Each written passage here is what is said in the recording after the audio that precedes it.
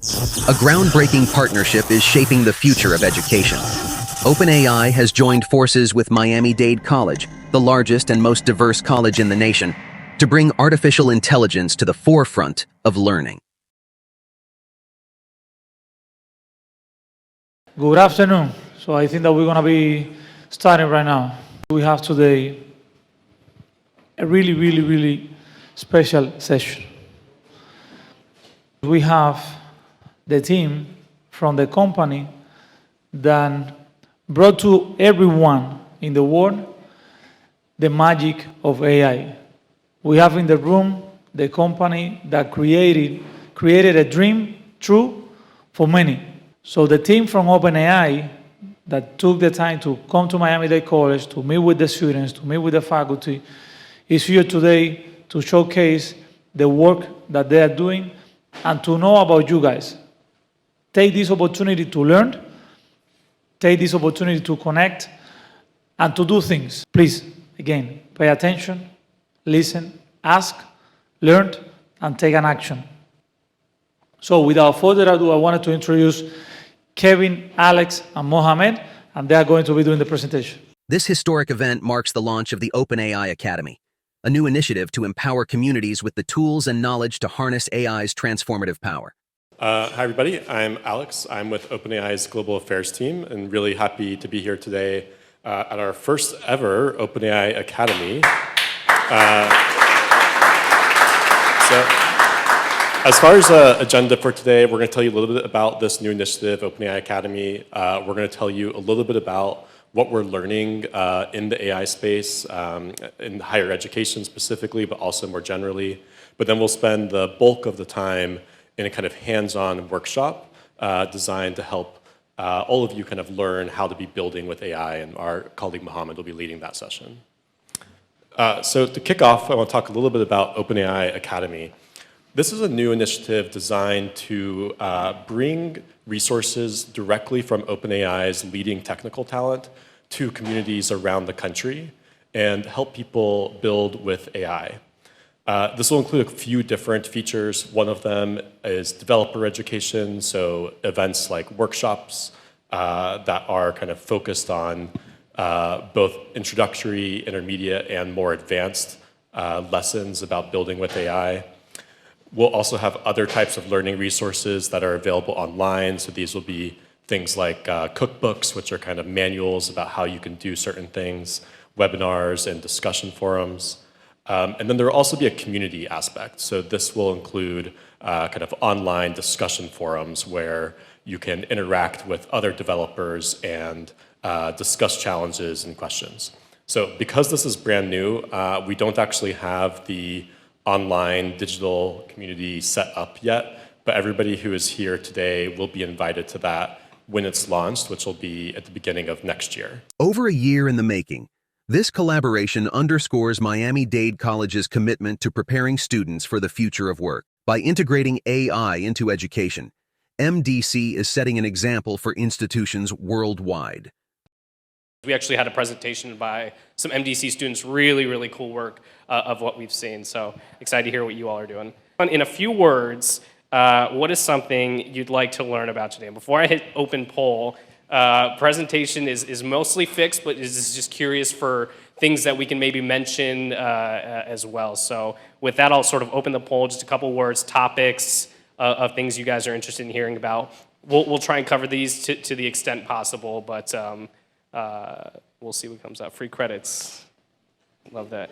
Building API. Okay. 2 people so far. Agents. Make money. Monetizing. Agents again. Future implementation. AI in education.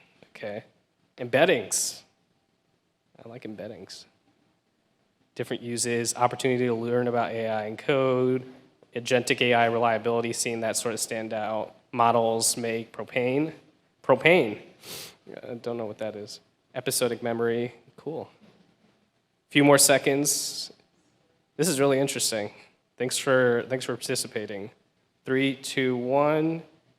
Stop. And okay, so I think this is interesting. Social skills, yikes. So this is again, appreciate you all participating. Like we said, it sounds like most folks are lightly technical, generally familiar with the concept. So we'll try and tailor the presentation. But this was more just for us to understand you all. So with that, I'm going to hand it back over to Alex to cover a little bit of first part of our presentation. Miami Dade College students are already leading the way. Their AI-driven projects solve real-world problems, demonstrating the potential of an AI-native mindset. I think what's behind it is a lot of caution on the higher education side, where institutions don't want to necessarily revamp everything before they know for sure what's coming with this technology. And you can see this in this chart here on the right. I think this data was pulled from LinkedIn, and basically is a composite of skills across these different industries to showcase AI skill adoption.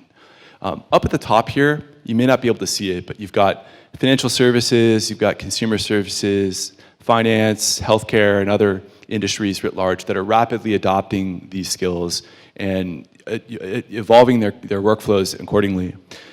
Down towards the middle, you have more traditional industries and other groups that are more slow in terms of their adoption. Then down at the bottom, we have higher education and EDU writ large. I think the insight here is the skill adoption is not at the pace of the employers that are hiring your graduates, right? And so it's something to pay attention to as you think about MDC and the future of work and how that relates to the curriculum you're putting in front of students each day. I know you all get this and you're ahead of the curve on this, and we've been really excited to learn from you over the past 4 hours or so in terms of how MDC is different and how you are really advancing up this curve more quickly. But I think it's exciting to see, I think, from the perspective of what we talk to in terms of other partnerships, your acceleration here. So in terms of just giving a quick overview of OpenAI and kind of what we're doing as an organization that we think is different and differentiating as a partner here, it's just starting off with kind of our core value proposition as an institution and an organization. Many folks don't realize this, but OpenAI is actually a research organization. At our core, we are a team of research scientists, and our goal is to really help determine and explore breakthroughs as it relates to AI.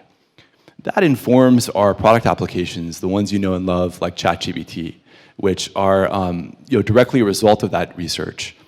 And from there, we're able to deploy that technology to the world, to learn from it, to grow from it, and inform the next round of research. This flywheel has been incredibly effective at helping us to rapidly innovate at scale. And it's behind all the products like ChatGPT o1, Sora, and many of the other features you're seeing launched this week with the 12 days of OpenAI. Right? There are organizations out there that are developing great AI solutions like Google and Microsoft and Amazon, but those organizations do a number of other things too. We are exclusively an AI-focused organization. So all of what we do is starting with that. And so that, I think, is an important distinction to pay attention to as you think about platforms and solutions to be working with. Just to go a little bit deeper on our solutions themselves. So, I think the building blocks of all of our approach to partnership really starts with our core model technology. So for Omni, Canvas, o1, Whisper, DALL-E, and all the other solutions that you've come to know and love over the past few years, those are really at the foundational building blocks of how we partner. From there, we launch product offerings like ChatGPT EDU, which make those LLMs accessible to all audiences, technical and non-technical. Core element of ChatGPT EDU you may be less familiar with is our custom GPT technology, which enables you to rapidly innovate on chatbots with no coding experience. Those custom GPTs are really the engine of our partnership approach in higher education that enables us to get the technology to start working for us and really accelerate on that innovation curve. In terms of the capabilities that we bring on top of these core solutions, so a lot of ways that we can customize ChatGPT EDU to fit and interweave with your technology on campus. We can also leverage different technologies to help us partner more closely together in making those real and making those effective. So some examples here are on-demand data analysis and research applications and super assistants as it relates to the student experience on campus. We also, as you all are so familiar with, have an API. And that API technology is really powering a lot of the innovation that we heard of today in terms of the projects that students presented on. A lot of ways we support that as well in terms of developer events, research innovation, hackathons, and learning opportunities. And we want to do much more on this side as well. And of course, all of these core solutions are covered by our best-in-class data security. And so all of the enterprise solutions we've talked about today, they include that SOC 2, SOC 3 compliance, that's GDPR compliant, that's fully airtight from the standpoint of your data. While industries like finance and healthcare rapidly adopt AI, education has lagged behind. But MDC is closing that gap, personalizing learning and streamlining workflows for faculty and staff. So APIs for beginners. So I want to start with a history lesson. And we're going to start with little old GPT-4, which I think came out about 1.5 years ago. So it's pretty ancient in AI terms. And back in the day, it was unimodal, which meant it accepted text and it output text. And back in the day, that was all it took to impress people. And now everybody's always asking me about agents and frameworks and connectors and GPTs and this and that. So expectations certainly have gotten a lot higher. After text came image, right? So you can upload an image, ask it a question, and get a response back. That was the first step of multimodality that we saw with these models. However, the challenge was, in case you wanted to have one of our models generate an image, you first needed it to generate text, then use DALL-E to create an image. So one of the patterns you'll sort of see is that it's not really one model to fit them all. It's models, plural, working in parallel to create a system. Another good one is audio. For example, if you wanted to, have folks seen like Notebook LM, the podcast generator, right? I created a version of that, but in order to do so, I had to hack together a couple of LLMs where you first maybe used, let's say I wanted to give a topic, right? I used Whisper first to turn my audio, what I was saying, into text. This is the Micro Machine Man, presenting the most rigid miniature motorcade of Micro Machines. That could then be interpreted by one of our GPT models, and then GPT-4 is going to run some logic and create like a podcast transcript based on what I'm saying, and then use a text-to-speech model to create the audio back. So kind of the messy thing here is that ultimately GPT-4 really just handles the text, and there's other models around it that handle all the other logic as we're building these systems. But then came along GPT-4o, which came out, and it changed the game for multimodality, where we now see that it can natively handle text, audio, and image, which has been a huge performance improvement. So there's actually 3 different endpoints, unfortunately, for audio, chat, and images. And I know I just said that there's one model that can now handle all of them, but historically, if you're using your APIs, you'll know that we do have like a chat model or a chat endpoint that you can run a number of different models, but there's also an audio endpoint that just handles text to audio, audio to text, and then the images ones, image to text, text to image. There's also a series of other endpoints that we now support. So who here has heard of RAG before? So if you haven't, it's basically a system where if you ask it a question, it's going to retrieve information first from some database before it generates a response. The goal there is to have a more enriched response or a more tailored. So we have a number of endpoints that support RAG, and that was, again, built because we saw, hey, our users are not just using it to ask questions, they're using it to pull and synthesize information. So a lot of the things we see around pilots and people using it are around building RAG chatbots. And then the last one is like batch, moderation, fine-tuning. Again, these are artifacts of what Kevin talked about earlier, where we're a research company first, we build this powerful technology, we deploy it into the world and build products around it. We see what other people do with it, and then we productize it. So I'm going to talk through the sort of 5 API ingredients. So if you never used an LLM beyond like ChatGPT, what are like the 5 minimum things you need to know so that you can leave here and be an expert on LLMs? First one is your model, of course. It's when you send an API call, there's going to be a core model that's going to be generating what we call completion. Or a response. If you ever wonder why is it called a completions API, it's because in the research world we call them completion models, because they're generating a completion. They treat your input as the beginning of a sequence and the output is the end of that sequence. It's really being used for hard math and science problems. You're not going to want to use that on a day-to-day basis, but we have seen a lot of use cases around like really complex reasoning and strategy. So I've sometimes used it to just help think through strategy on how do I frame this presentation, and here's what I'm thinking of presenting. Can you gut check me and give me some criticism on how I can improve it, right? So that's sort of a strategy thing, whereas 4.0 is more for your general purpose. Then there's the messages. So there's sort of three people talking in an LLM interaction. There's me, the user.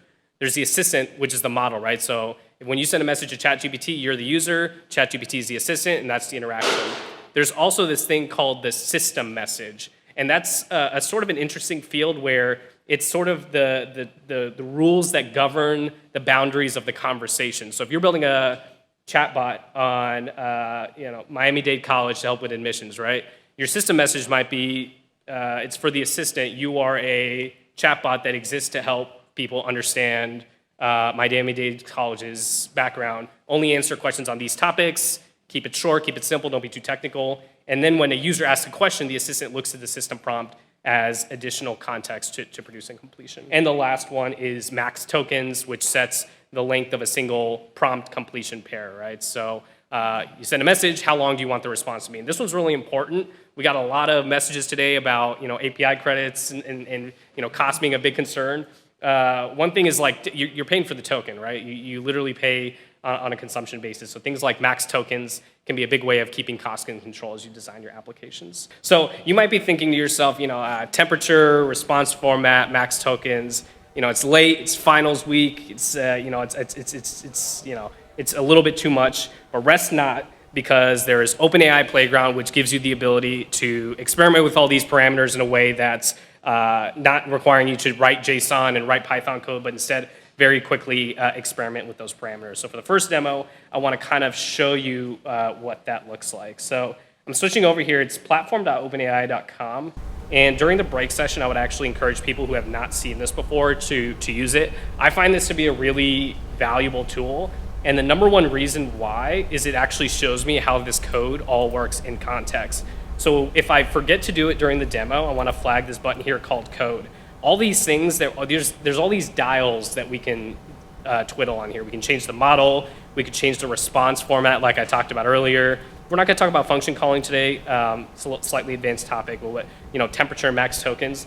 A lot of what we do as developers is tweak these things. What's the ideal set of parameters that can get that exact right model response exactly as I want it and cost as cheaply as possible. And also, I want to write as little code as possible. This playground is the perfect way for you to get familiar with the APIs and how different inputs and outputs affect the response without having to write code. So let's walk through an example of a use case here. So let's say I wanted to write an advertisement about MDC's engineering technology program. So right here, I'm the user, and I'm going to run it. It's going to generate a completion, and that's it. That's the end of a single turn. And again, going back to that code piece, if you want to see, it's going to take a few seconds to see. You can see here, like we can pull it up and actually see the Python code. So if I copy this, put it into any Python interpreter, all I need to do is then put in my API key and boom, you're done, right? It's a very simple example of how to use the APIs, kind of giving you a sense of how it works. This partnership is just the beginning. Together, Miami Dade College and OpenAI are paving the way for a future where education and AI converge to create endless possibilities. I wanted to say thank you again to you guys. Natalie, please come here as well.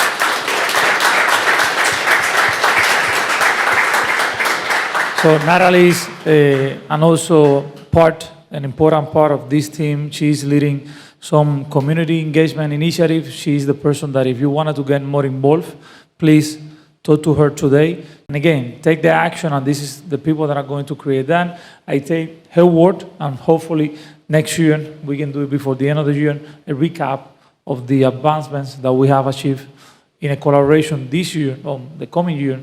Thank you again for coming to Miami-Dade, and let's keep moving forward together.